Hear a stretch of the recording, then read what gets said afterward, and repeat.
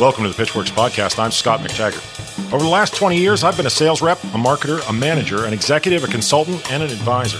This show is designed to give you access to my list of contacts so that you can learn more about how to present your ideas at work and succeed in your career. Startups and salespeople, marketers and managers from the Epicast Network in Pittsburgh. It's the Pitchwerks Podcast. Hey everybody, it is Scott. It's Wednesday, it's the Pitchwerks Podcast, and this week we're at the Invest in Her pitch competition, the finals in fact. We're at the BNY Mellon Center. Buzzy was good enough to bring a whole box of stuff for us to play with so that we could do a good show for you. We're going to be asking questions of the people as they come down from the stage. We'll be getting them just while the adrenaline is pumping. Seated to my right is the young, talented Anna McTaggart, who is my 12-year-old daughter. She's got a couple questions, and I thought that was appropriate given the venue. Before we start with that, you know to look for us on the social media channels. LinkedIn company page, Twitter, Facebook, Instagram, wherever you like to hang out when you pretend that, you're doing important business stuff, make sure you add us there. Check out what we're working on. Interesting things. Also interesting things on the website. I added the option for you to actually get a pitch consultation with me, 2 hours. We can do it virtual or we can do it in person. We're going to try this. I don't know everybody's going to love it. I don't know if anybody's going to love it, but we're going to put it out there. It is now available for direct sale through pitchwerks.com. It is a 2-hour session we've always referred to as the whiplash session, where we just go. It's fast, it is quick, it is all encompassing. I'm not writing you a report. It's 2 hours, you're doing the writing, but I'm telling you right now, at the end, you will understand why we call it the whiplash session. So go to pitchwerks.com, go to the top, click whiplash, and get started. The other request that I normally make, you know what I'm going to ask for. Let's just skip that part because we got to get to these finalists here at the Invest in Her competition. Really cool things, including a familiar name I'm looking forward to talking to who's already been on the show. Let's get this party rolling. All right, so here comes Diane from Americat Company. Hi, I'm Diane Danforth. It's great to meet you, Diane. Nice to meet you. Congratulations. I'm Scott. This is Anna. And Hi. Anna's actually going to have a couple questions for you in a minute, too. But awesome. Tell us what just happened out there. I just pitched for the Invest in Her competition. So It was a 3-minute pitch presentation and then 3 minutes question and answer with the judges. How'd it go? It was good. It was my first time doing anything like this. Yeah. But I'm really happy with how it went. I think I got across all the information I was hoping to share. Did you feel like you were on your time or over your time? I was on. I got through the whole presentation. It's tough, isn't it? Yeah, but I'd practiced so many times. So I wanted to end about five seconds before the 3 minutes. Room got warm, right? You kind of get that feeling like, oh boy, it's like, is everybody as uncomfortable as I am? All of a sudden you start looking for the bathroom, like, oh man, I might need to know where that is. But now you're out. Do you feel better? Yes, it feels amazing. How do you think you're going to fare in all of this now that, you've been through it a few times, you've been through a few rounds. Do you think you're going to make it to the big prize at the end? Yeah, I think my business has a lot of potential. It has the ability to scale nationwide because it's on the e-commerce platform. Right. And I'm focused on cat products, and there's 86 million cats in the United States, so it's a huge market. Tell us real quick, just a short version of your pitch. Sure. So there's 86 million cat owners in the U.S. Yeah. The pet supply market is $15 billion. Wow. So a lot of people love their cats, and I'm one of them. My little kittens are named Penny and Bella, and that's where this idea started, that last Christmas I was having a hard time finding Made in the USA cat products for them. So then I did more research and found that safety and Made in USA were very important to cat owners, but it's hard to find that kind of product. So I decided to create Americat, and we offer a variety of cat products, bowls, scratchers, ID tags. And it's all made in the U.S.? Yeah, all made in the U.S., and they all have safe materials and beautiful designs. Fantastic. Anna, why don't you go ahead and ask Diane what your questions are? Why do you do what you do? For me, I've always wanted to make an impact in the business I've worked at. So previously I'd worked for large corporate companies and always tried to learn and do something new. Now with entrepreneurship, I'm able to create a brand from scratch. And hopefully... No pun intended. Yeah. Yeah, no pun intended. And hopefully help a lot of cat owners and cats. How could I do what you do? I'd recommend getting as much variety early in your career. So I did a little bit of banking, marketing, accounting, went to business school, like being exposed to as many fields within business as possible. Because when you're an entrepreneur, you have to do a little bit of everything. So it's helpful to have seen some of this before, even though it might be in a different industry. There's a lot that applies.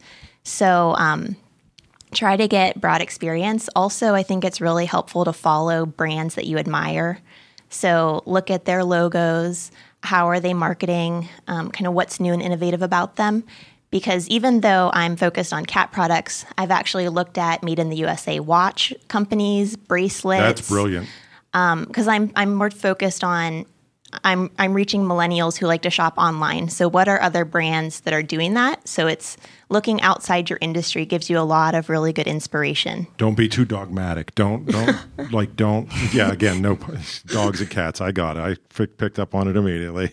Don't be worried about what people in your space are doing. Right. Find common threads, even if they're coming from other industries. We're trying to leapfrog the people in our space. So we don't want to be doing what they're doing. We want to be doing something new, different, better.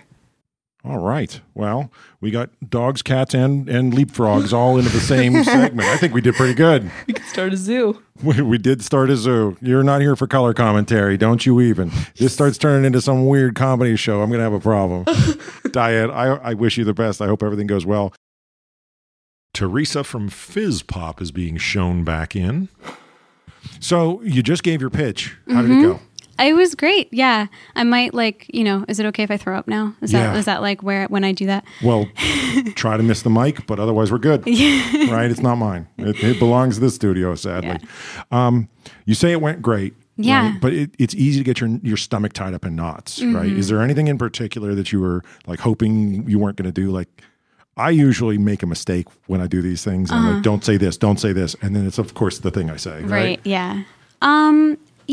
This is kind of strange. I feel like I could have smiled a lot more, but I was like so focused that I was like, I hope I'm not like making this like really angry face, it's like yelling at them. But no, I think it went great. Yeah. So the folks that are listening to this show, they weren't able to hear the pitch. Okay. Can you give us a short version? Yeah. So my brand is FizzPop. And like I told everyone else out there, it is an unapologetic pop culture accessory brand. Okay. Mostly pins and patches. Yeah.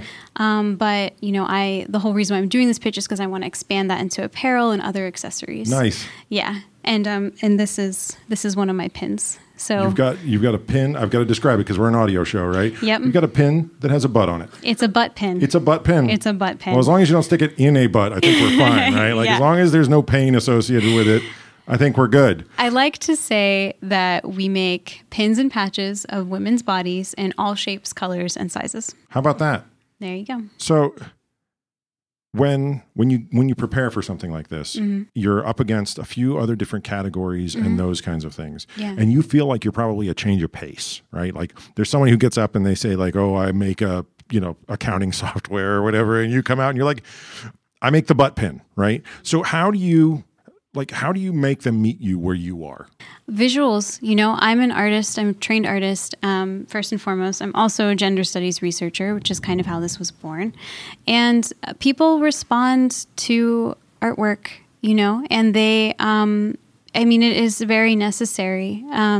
If you have really good images, just like any other brand, if you have really good branding, you're gonna hook people in. People can identify that you're the kind of thing that they associate with. Absolutely. Yeah, I agree with that. And just being honest, I'm not saving the world here, but I'm making something that is important, and it's talking about the things that are happening in the world right now, and it's using art to do that. So yeah, just be honest and be straight up and get some good branding. They feel that sort of like commonality there. Yeah. I like that. That's a good strategy. Yeah. So sitting to my immediate right is the younger Mac Taggart. Her name is Anna and she is 12, and Anna has 2 questions for you. Oh yeah. So why do you do what you do? So, like I said, I'm an artist and a gender studies researcher. And so I made these kind of like right around the election. And these are issues that, continue to be like so pervasive in our culture. And I want to make a space where we can talk about these things honestly, openly, and not be so uncomfortable about it. And that we should laugh a little bit. But also, like, the women's movement isn't going away. It's just getting started. And these are things that must be addressed if we want a cohesive society. So that's there you go. Yeah. There's a lot to unpack there. We could make a show out of that, couldn't we? All right. What's your second question? How could I do what you do? Oh, yeah. I mean, start drawing, start playing music, start writing, start anything, making stuff, just start making stuff. And, if you find out that art isn't for you, having those creative processes is still so good for your brain and for your soul. And it's so necessary. And you just figure it out. The biggest thing that I learned in art school is that you are your best tool. And if you don't have the tools you need, you can make them. And if you don't have the resources you need, you can find them. And if you never forget that, you can do anything in the world. Theresa, thanks for coming on to the Pitchwerks Podcast. Thank you so much for having me. Sure thing. Katt from Rolling Pepperoni is coming in now. What did you just give me? They're my mini pepperoni rolls. That's Katt Schuler, owner, mini pepperoni rolls from Rolling Pepperoni. Yes. Gifts are always welcome. Thank you, Katt. No, it's not a gift. Don't let it be misconstrued with a gift. It is merely a sample. It is a sample and not a gift. That verbiage is important. Pinky, I hope you're taking notes. I am. So you just came off the stage and you were pitching Rolling Pepperoni. Yes, pitching Rolling Pepperoni for packaging support. You got to tell me what's the pitch? Well, our pepperoni rolls are wonderful, and because they're all natural, they only have a shelf life of 1 week. So we've been working with a packaging company, a woman-owned packaging company based in New Jersey, to redo our packaging that would increase the lifespan of the roll to 1 month, which would be amazing. So we can get the pepperoni rolls further from Pittsburgh, and also so the individuals buying them can take them further. You were up there, and please don't take this the wrong way, but coming off the stage, you looked so relieved. Right? Oh, yeah. It's a big weight off, huh? Absolutely. So the show we're doing right now is about how hard it can be to get up there in front of everybody. Yeah. And hear from people that just stepped down off the stage and tell us what you went through. Well, it was awful. It was. I've been living in a state of dread for 2 weeks, just constant anxiety, really awful, just self-worth feelings.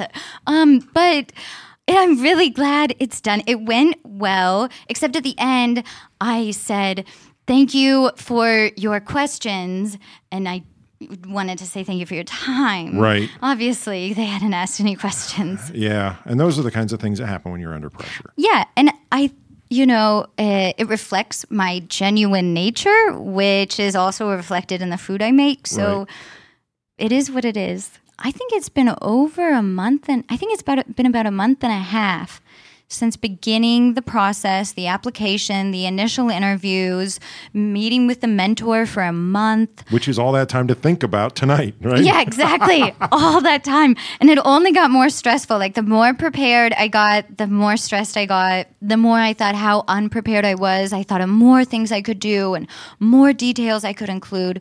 But you can only do so much in 3 minutes. It's true. It's definitely the truth. So Anna, sitting to my right, she is the younger Mac Taggart, and she actually brings 2 questions to each one of these interviews. Anna, why don't you hit her with the first question you've got? Why do you do what you do? Well, I do what I do because pepperoni rolls are a West Virginia tradition. They came out of the West Virginia coal mines, and I'm from West Virginia. But when I moved to Pittsburgh for college, there was a lot of West Virginia that I missed. But Pittsburgh has so many resources and opportunities, I thought I might not go back to West Virginia for quite a while. So bringing the tradition of the pepperoni roll and also the Appalachian culture that it represents, and that Pittsburgh is also part of, is kind of the intrinsic value for the actions.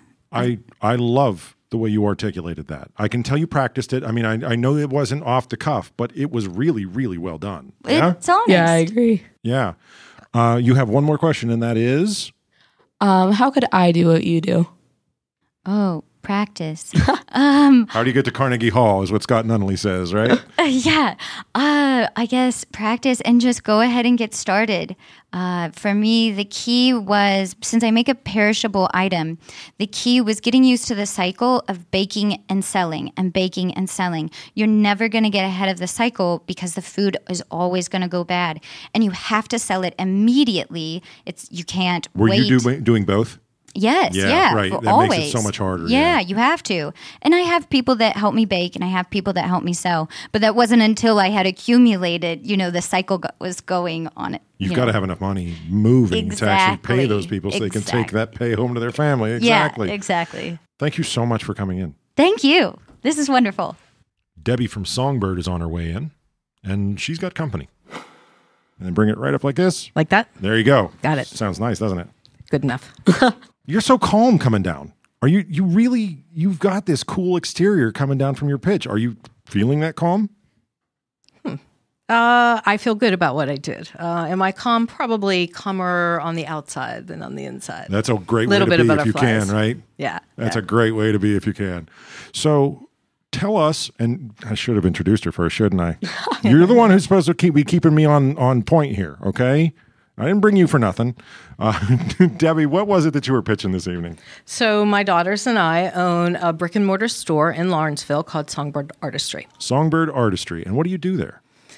So we do a variety of different things. First of all, we sell items that are made locally, much of it by my daughters and myself. My older daughter, Jacknin, is a purveyor of vintage goods. We sell them there. And then we also offer events and classes for the public. You've got another daughter hanging out outside the door, and I'm going to wave her in. No, it is. We all look alike. Come on. Yeah, it's definitely a Come mother-daughter Let's just team. do this thing. It's a slider. It's a weird door, but it's going to be fine. All right, let's get the daughters to introduce themselves real quick. I'm Jenny. Jenny, you're going to need a microphone. Let's try that again. I'm Jenny. Oh, I like it. Check. 1, 2, 3. This is Jacqueline. Oh, boy. They're way too excited right now. But you must have done well, because that's not what it seems like would happen if you did badly up there. Oh, right? good. I'm glad they thought I did well, because I got a little nervous in the middle. Yeah, I got a little bit nervous in the middle, and I missed a few things that I had wanted to say. But yes. It's easy to do, right? It's very easy to do. Yes, it is. Yes. I've done public speaking. The funny thing is, I've done public speaking before, and I've also taught, and I've worked with PowerPoint presentations before, but never where I was under a 3-minute gun. Yeah, the 3 minutes is tough. Every word counts. So pitch us now. Ha. Give us a short version of what you wanted to say. No. Darn. I saw all the notes, and I was like, no, we don't have time for all that. No, the short version. You said you're making things. I mean, I know what you're working on, but tell me why it is that you stand out. I think what makes us unique is that, well, there are many retail places out there, and you're seeing more and more of a push for for the internet and people going on the internet. Definitely. But the other thing is, we've tried to come up with a space that's very inclusive, where people feel comfortable and people feel welcome coming in. Cool. So in addition to the fact that all of the items are made locally, and I think that there is a push for that, as people are looking at things coming from overseas, they're caring about where their items come from. So the fact that our items are made locally, people like that. And the events that we have, it brings people back together again. So people can come in. For example, one of the things we do is a game night. Yeah. And it just brings in a group of people from all over the neighborhood who maybe don't know each other, and in an environment where people can feel very, very comfortable. The other piece, though, that goes into that is the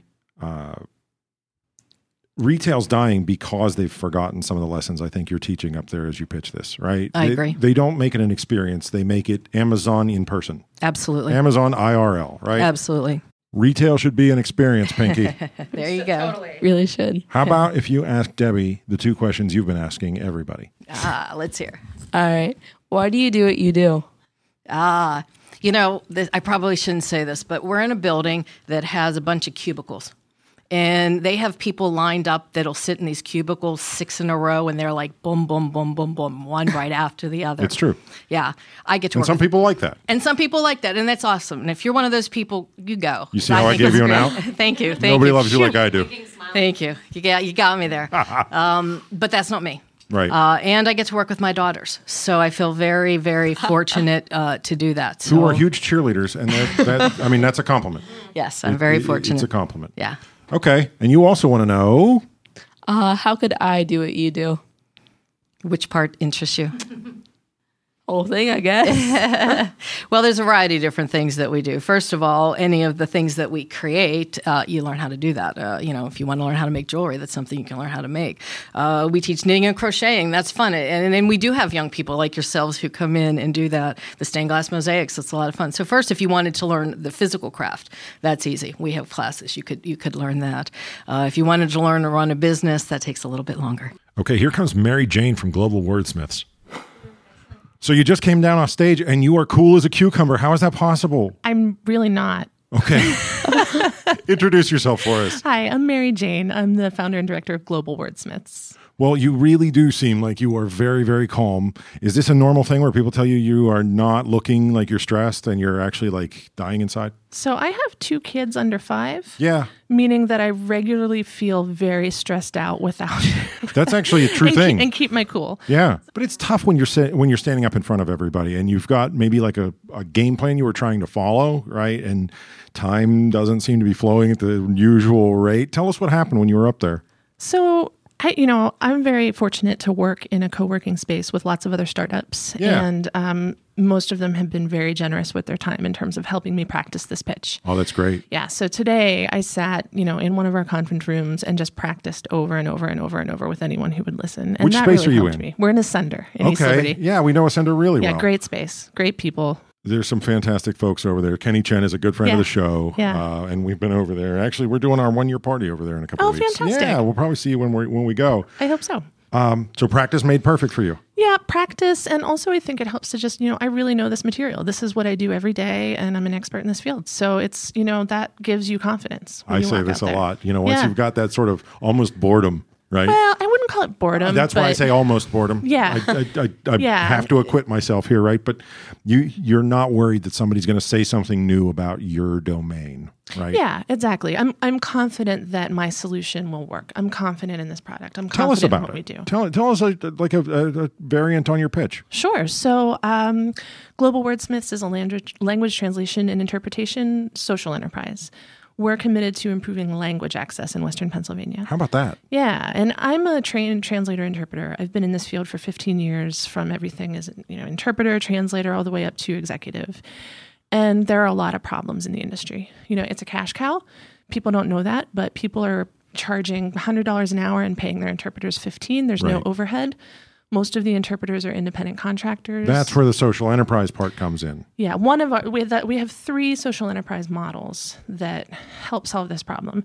One is that we offer any interpreter working more than 20 hours a week employee status. Yeah. And we'll cover up to 50% in medical benefits for their whole family. Wow. And that's something I'm dedicated to and that's really important to me. That's a very unpredictable thing. It's a very unpredictable thing.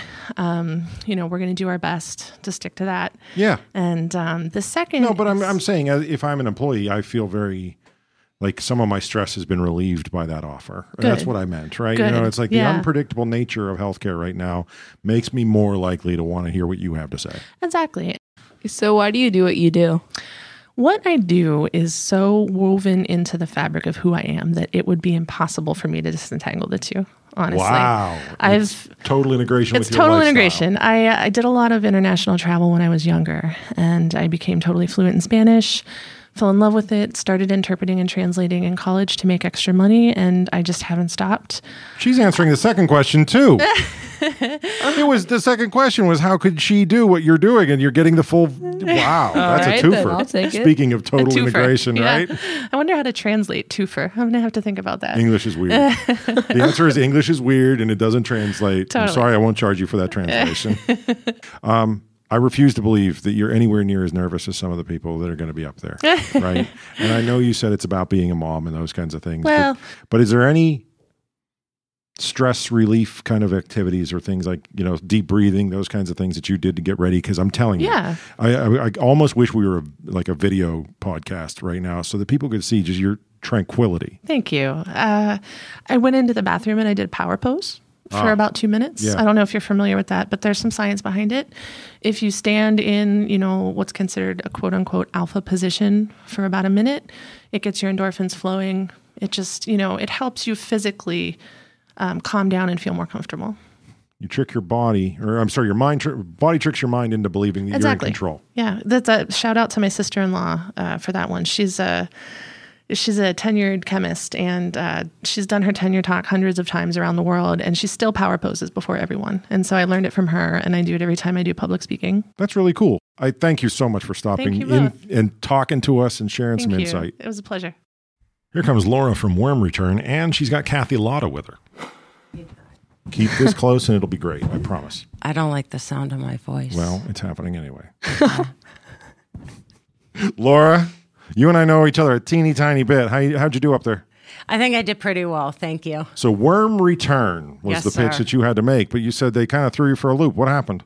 I expected to be in the products section, and we were in the services. And while I do provide services, my services are achieved through my product. So it's not a clear delineation for you. Yeah, we could have gone either way. Yeah, I see it both ways. So I don't want to speak for you. I kind of know what you do, but I want you to tell people at home what the pitch was about. So the way I really like to say it to people is I make and I sell worm poop. It's clear. It works. I know you don't think that people take it seriously. I think it's gorgeous that way. And I like that because it really does get a good rise out of everybody when you say that. But what they don't know is that it is a great soil amendment, in addition to the fact that it is keeping food waste out of the landfills, things that humans can't eat, that has no choice, people think, but to be diverted to landfills. You can feed it to your worms. You can make great dirt for your garden at home. So who's your customer?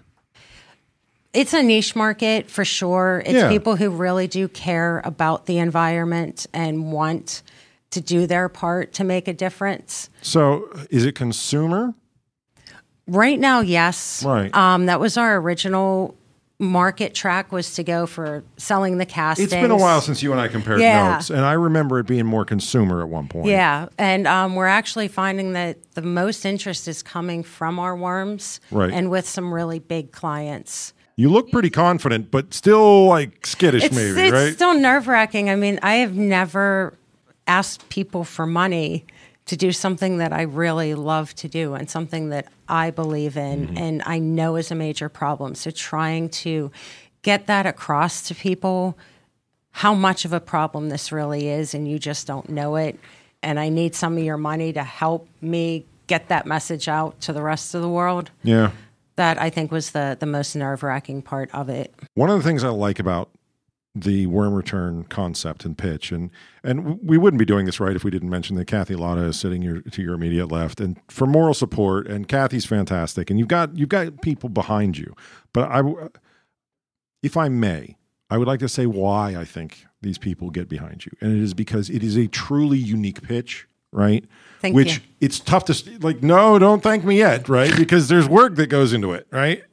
It's tough when you struggle with that, right? You go, oh man, it's a lot easier to sell a soft drink because you go, oh, it's sugar water with a different flavor. And people are like, oh, I understand that. And you say, well, I sell worm poop and this is how I do it. You cut your work out for you. But I do think there's a big payoff if you can navigate the challenges. So a smidge of encouragement. Thank you. But no, I still don't think it rises to the level of a thank you, right? Anna has 2 questions for each of the finalists. Okay. Why don't you start off? All right. So why do you do what you do?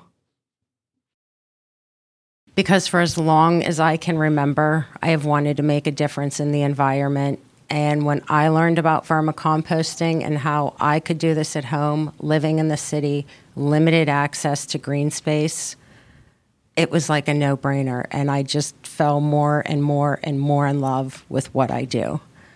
That's cool. And how could I do what you do? Give me a phone call. That's about the only way, I got to tell you. Like, there's not a whole lot of expertise out there to be had here. But again, that goes back to, it's like, you're not going to run into a million competitors, but that does mean that you have to do the work that those competitors would have done to like soften the ground and the other things that you need in order to get that adoption. But Laura, you know this, but I'm going to say it on the record. I wish you all the success in the world. Thank you so much, Scott. I Thanks for coming appreciate in it. It was my pleasure. Thanks for having me. And thank you as well. Wow, Debralyn from ELIE Circle is already on her way back. That was a short pitch. So Debralyn, you didn't use all your time. What happened up there? Did you intend to go short, or did you just do it like 1,000,000 miles an hour? Both. You intended to go short. Yes. And you went faster than you thought. Yes. All right. So I definitely did plan less time than the 3 minutes, right? Just so I can make sure that I get all the information, and the judges didn't have too many questions. I don't know if that was a good thing or bad thing. I don't think it means anything. But I've always been the person who thinks that the question count doesn't matter. So tell us about ELIE Circle. Okay. So ELIE Circle really focuses on creating trauma-informed communities, which are environments that focus on not re-traumatizing individuals and assist with development that may have been delayed or lost due to trauma. Wow. Which That's a huge role you're trying to play there. Right. And it could be anything from emotion regulation to empathy. So someone has been traumatized, and you are attempting to prevent additional trauma by the way that they are treated after that fact. Correct. How do you do the that? people that they interact with daily. Yeah. So anything from, the school secretary to the school cafeteria worker to after school time people that are working with them, to anyone, bus drivers, crossing guard, anyone that interacts with anyone. And it's not just for kids. I started off with kids, but it's really anyone that interacts with anyone. Kids might be easier just because their ecosystem is complete. Correct. Right? You know what parts of it you can touch, but it gets harder with adults. It does. They don't necessarily go see the secretary at the front of the building when they want to leave early, like some 12-year-olds I know. Yeah, and so it really is just a framework in how we interact with the world. And so we don't know anyone's past. We don't know where people are coming from. And so how do we interact with them in a way that doesn't do more harm? That's really what trauma-informed care is. How do we not do more harm? You've heard the saying, it's like everybody that you meet is going through something. Correct. Absolutely. It's kind of the basis. Yes. Yeah. How do they react? How do you feel like the crowd reacted to the subject matter? Because knowing that everybody goes through something, you take that into consideration when you're pitching it. Yes. I know you thought about this. Yes. You're like, how many of the people in the room have dealt with? Yeah, I definitely. And that's my pitch was intentionally not going too deep into the trauma aspect of it and more of the business aspect of it, just because, again, I don't know. And whenever I do my training sessions, I start off with saying, if anything makes you feel uncomfortable, we're going to go through some topics today. But if anything starts to come up in you, definitely take your time, do what you need to do to kind of bring yourself back to what we're talking about. That's a surprise that doesn't lie in wait for a lot of businesses, right? So I'm glad you were able to sort of come up with a strategy to work around it. How do you think you did? I think it went okay. I saw people nodding and smiling, so nice. I think that's a great sign. You don't want to overread it while you're up there. You don't want to overanalyze. You want to deliver your presentation. Yes. So as I mentioned earlier, the young lady to my immediate right is 12 years old, and she is also my offspring. And she has 2 questions for you. Yes. So why do you do what you do?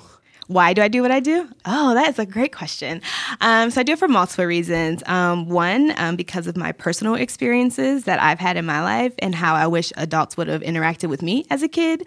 And so I train other adults on how to interact with me when I was a child. There you go. So it's personal from that standpoint, but then also professional because I see, I won't say daily, but almost daily.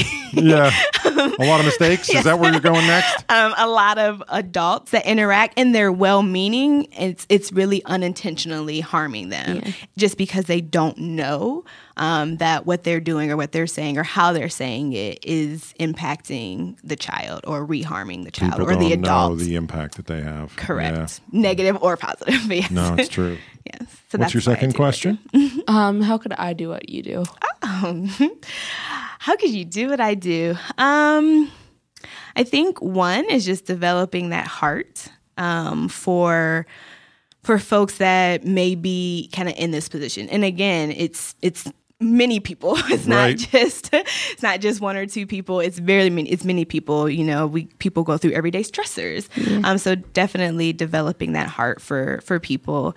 And then also, I do have a psychology and social work background, and I think that professional experience also helped me a lot as I was developing the trainings from the research side. Well, thank you for coming in. I really appreciate the answers that you gave us. I love what you're working on. I mean, I really want you to have success, not inside the confines of a contest, but in real life, right? I mean, the contest is nice too. It is. Right? It is. Thank you so much. There's a familiar face. Erica Peterson from Moms Can Code coming off the stage. How'd it go? Good. Yeah? Yeah. You feel good about it? Yeah. I mean, so actually, we should probably do introductions. Erica Peterson, who everybody already knows from our show because she was episode 49 on this fine program. Yes, you don't get to do color commentary. I already told you that. I'm terrified where you might want to take one of those color commentary riffs. So, Erica. Bring it. Yeah, for real. You know, as usual, you're totally composed coming down off the stage. You never tell me, though, you feel composed afterwards. Right. Where are you right now on the scale? I'm feeling good. Feeling good is good. Yes. I'm glad.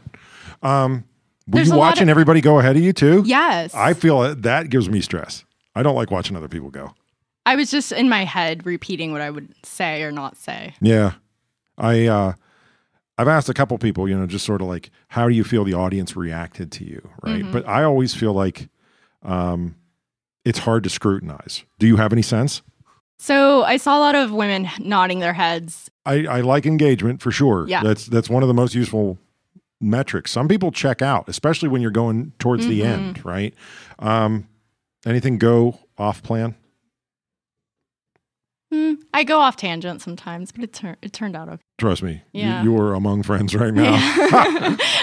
It's one of the things I'm most critical of myself, and I think most people are, right? So it's going off on tangents sometimes feels like I wish I would have known where that was going to end before I started it. Right. It feels like it's adding value. Wait, waning value, questionable value. Yeah. Oh God, what have I done? Right. So I had a timer so I could see how much time I had left. Right. Because I tend to do that. So that helped. So you were up there with Moms Can Code exclusively this time.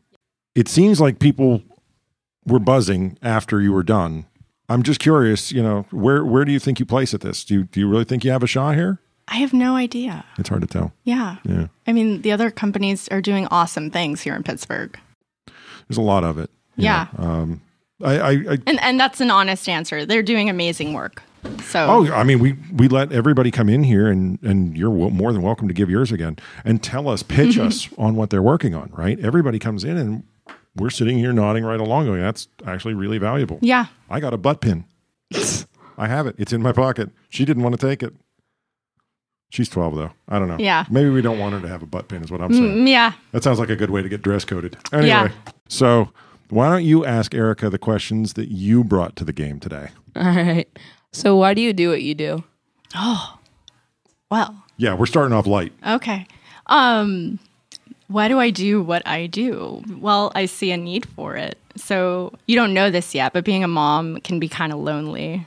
Or maybe you have seen some glimpses of it, but yeah, you're nodding your head. So yes, that's really what it is. It can feel really lonely. It can feel a lot like high school, which you're not in high school yet. So, you know, it's nice to have friends, right? Yeah. Yeah. So, and it's especially cool to have friends who like the same things, who like the same music or like the same, you know, clothes or whatever, right? So this is that. This is creating a place where people have the same interests and are nice to one another. It's super important.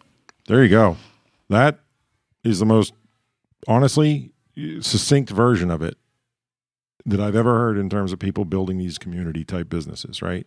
Is the fact that it's just sometimes hard to find people who are into the same thing where you can just kind of be who you actually are. Yeah. I mean, I came in with goldfish crackers stuck to my jeans, and I did the mom wipe thing. Nice. You know, I have a T-shirt on, and I threw a blazer on to make me look a little bit snazzy. I like the sticker on the blazer. I don't even have it embroidered. I slapped a sticker on my blazer. It looks really good. This is from Target. Just it looks good. Let it be. Thank you. Make it play it off. Thank you. There you go. I threw some, you know, stuff in my hair, and I walked out and rocking it. Yeah. What's your second question, Pink? How could I do what you do? So, well, first you'd have to become a mom. So, way away. But no. She speaks the truth. No. So to do what I do, I think what I do in general is I do things other people don't. So I think that if this is something that you can learn super young, to ignore everyone around you, and if you have an idea or if there's something that you're super passionate about and you want to do it, to just do it. Erica is the queen of that, for real. Erica is a really good example of people just find out if it works. Go today. Yeah. Yeah. There's nothing to lose. Nothing at all. And you only live once. Yeah. Yeah. Good to see you. Good to see you too. Thanks for coming in. Well, congratulations to all the finalists. They did a fantastic job. From Pitchwerks here, we're actually making sure that every finalist gets 2 hours worth of consulting to just take their pitch a little bit further than the efforts that got them here. And hopefully it helps them to push their businesses even further into the world and into the mainstream. We wish you all the best. All right, that's it for this week. Thanks for tuning in. You know what we're going to do. We're going to put another show together, and you're going to find it back in the exact same place where you found this one 7 days from when this one came out. I can't say today because I don't know when you listen to it, but that's what's happening. Make sure you check back in here. If you get lonely, if you need us, hit us up. Pitchwerks, Pitchwerks. Again, LinkedIn company page, Twitter, Instagram, Facebook, all the usual suspects. Find us there. But like I said, next Wednesday, there'll be another version of this show out there with a new guest. Cool stuff. Hope to see you there. The Pitchwerks Podcast comes to you from Pittsburgh, Pennsylvania. A production of the Epicast Network and McTaggart, LLC. Engineering and production by Buzzy Torek and Nick Miller. For more information, show feedback, and ad sales, visit pitchwerks.com.